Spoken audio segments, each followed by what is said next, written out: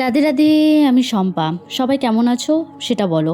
আজকে হচ্ছে মকর সংক্রান্তির দিন, আর শুধু মকর সংক্রান্তি নয়, তার সাথে ছিল আজকে তিলা একাদশী। আচ্ছা, তোমরা কি জানো প্রতিটা হিন্দু বাড়ির সকালে এই মকর সংক্রান্তির দিন কেন দরজার সামনে এরকম ভাবে পুজো দেওয়া হয়? সংক্রান্তির দিন মেন দরজার সামনে পুজো দেওয়া মানে হচ্ছে সূর্যদেবকে স্বাগত জানিয়ে পরিবারের সমৃদ্ধি ও শুভ শক্তির আগমন কামনা করা।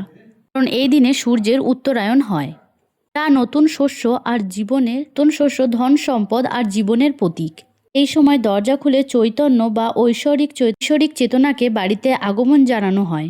এই পুজোতে প্রধানত সূর্যদেবকে জল দেওয়া হয়, তিল গুড় ও নতুন শস্যের নৈবেদ্য দেওয়া হয়, যা শনি আর সূর্যের দোষকে দূর করে, জীবনে সুখ আনে। হয়তো তো আজকে সংক্রান্তির দিন ক্যালেন্ডারে লাল দাগ থাকলেও বা কি হবে, আমাদের জীবনে তো আর লাল দাগ নেই, তাই ডিউটিতে চলে যেতে হয়েছিল। আজকে ছিলাম আমি অনেক ব্যস্ত, আজখানে কোনো ভিডিও করা হয়নি। তারপর বাড়িতে এসে একটু রেস্ট নিয়ে চলে গিয়েছিলাম জিমে গিয়ে তো চেঞ্জ করে ওয়ার্ম আপ করে নিয়েছিলাম। তারপরে আজকে আর ভালো লাগছিল না, চেঞ্জ করে এবার চলো বাড়ি ফেরা যাক। আজ এইটুকুই, টাটা। আর কার বাড়িতে কী কী পিঠে হলো অবশ্যই জানাবে।